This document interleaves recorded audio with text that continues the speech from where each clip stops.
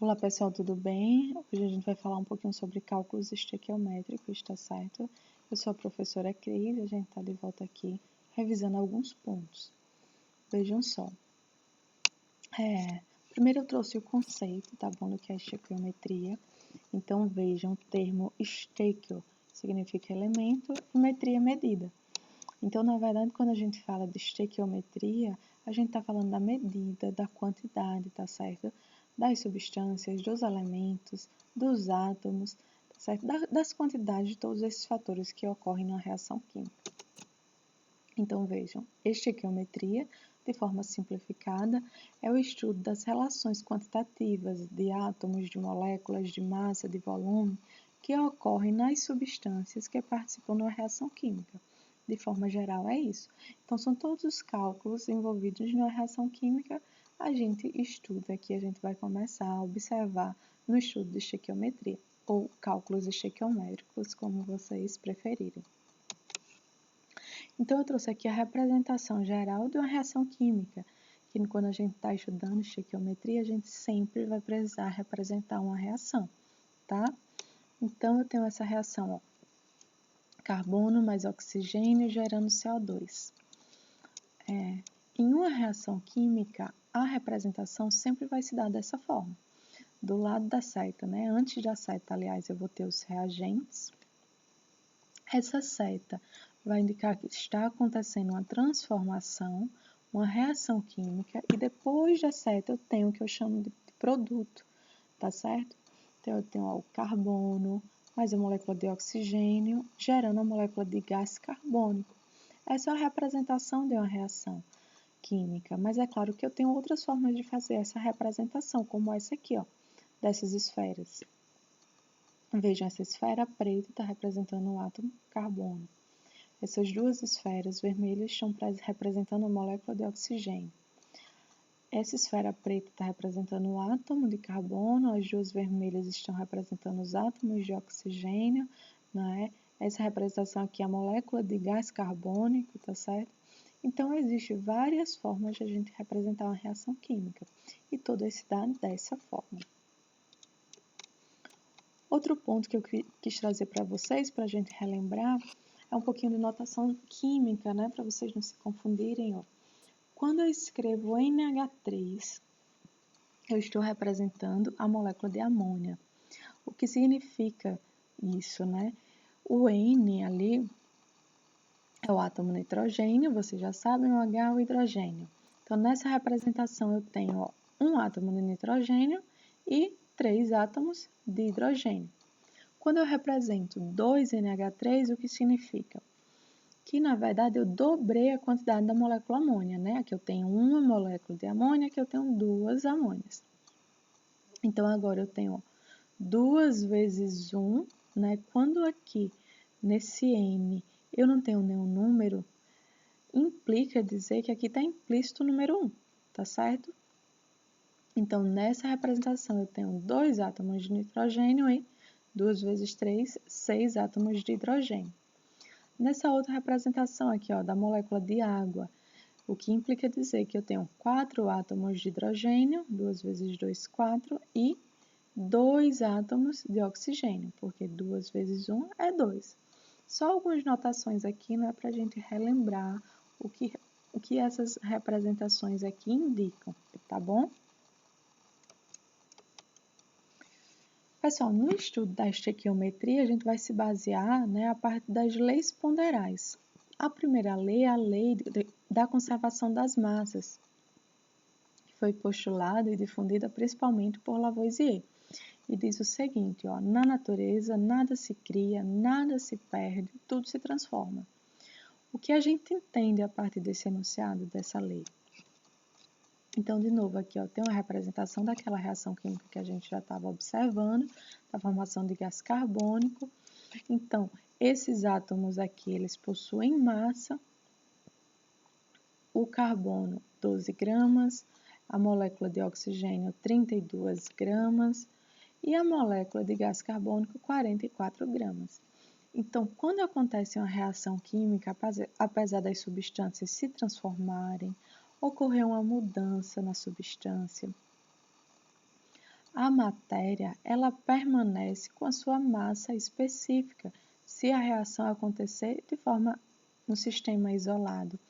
O que isso quer dizer? Que se no início da reação, ali nos meus reagentes, eu tenho uma quantidade de massa, no final da reação, nos meus produtos, eu vou ter a mesma quantidade de massa, tá certo?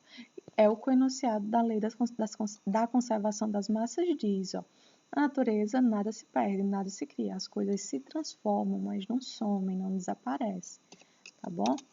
Então, ó, por fim, no sistema fechado, a massa total dos reagentes vai ser sempre igual à massa total dos produtos. Então, veja, se eu tenho 12 gramas mais 32 gramas aqui nos meus reagentes, no final da reação eu vou ter a soma, né? Eu vou ter 44 gramas, tá bom? O estudo da estequiometria, ela também precisa se dar, a verdade, a partir dessa outra lei, a lei das proporções constantes, que foi difundida por Proust. E ele diz que as substâncias, elas vão ocorrer na reação química de forma constante. O que isso quer dizer? Que se eu dobrar necessariamente a quantidade do meu reagente, necessariamente eu vou obter o valor dobrado do meu produto. Então, se no início eu tinha um carbono, tinha um oxigênio, se eu dobrar a quantidade de carbono, necessariamente eu preciso dobrar a quantidade de oxigênio para eu poder atingir o dobro da minha quantidade de gás carbônico. Então, todas as reações elas se dão com proporções fixas, com proporções constantes. Se eu dobro uma substância, eu preciso necessariamente do dobro da outra substância que ela está reagindo, tá certo? Então, se eu tenho 2 carbonos, aliás, se eu tenho um carbono, eu preciso de uma molécula de oxigênio. Se eu tenho 2 carbonos, eu preciso de 2 moléculas de oxigênio. E eu vou obter 2 moléculas de gás carbônico. Duplicando a quantidade de átomos, todas as massas dobrarão, tá? É a lei das proporções constantes. Bem, quando a gente faz uma reação química, tá bom? Para a gente representar todas essas leis que a gente mencionou, das conservações das massas, das proporções constantes, para a gente representar isso numa reação química, a gente precisa balancear uma equação. O que é balancear? É deixar claro, que a quantidade de átomos do lado dos reagentes precisam necessariamente ser a quantidade de átomos no final da reação, lá nos meus produtos. Os átomos eles não vão desaparecer, a gente não vai perder eles no caminho. A massa também não. Então, aí eu preciso balancear a equação para representar isso, tá? Sempre, o número que vem aqui na frente da minha substância, eu chamo de coeficiente, tá? E o número aqui pequenininho, eu chamo de índice, aqui na minha reação química. Vejam só, para eu realizar o balanceamento, eu nunca vou poder alterar o meu índice. Eu só posso fazer as alterações nos coeficientes. Apenas os coeficientes mudam, tá? O índice ele nunca é alterado. Por que isso acontece? Vejam só, a água, H2O. Eu não posso mudar esse índice. Eu não posso mudar o índice aqui do oxigênio, que é 1. Porque se eu mudar, eu vou estar modificando a substância. A molécula de água sempre vai ser H2O. Nunca vai poder ser H2O2, porque aqui eu já tenho uma substância diferente, eu tenho um peróxido de hidrogênio, tá? Ou conhecido como água oxigenada. Então, eu nunca vou mudar o índice, eu só posso alterar o coeficiente para fazer o balanceamento, para deixar as quantidades correspondentes no início da reação e no final da reação, tá bom? Então, como a gente vai realizar esse balanceamento? Aqui eu trouxe outra reação, tá? O primeiro ponto é escrever a minha reação química com as fórmulas, dos reagentes e dos produtos corretas. Então, ó, veja, eu tenho essa substância, o CH4, tá? Que é o metano, na presença de oxigênio, O2, gerando gás carbônico, CO2 e água. Então, eu representei a minha reação aqui corretamente, então eu posso fazer o balanceamento. Só para deixar claro, essa é uma reação conhecida, é a reação de queima ou de combustão do gás metano. Então, primeiro ponto para realizar o balanceamento, escrever a minha reação química corretamente. Depois, eu sempre vou começar por a molécula maior, tá certo? É essa molécula aqui, ó, o metano.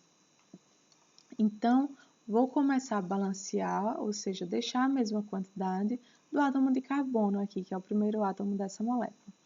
Vejam, eu tenho 4 átomos de carbono.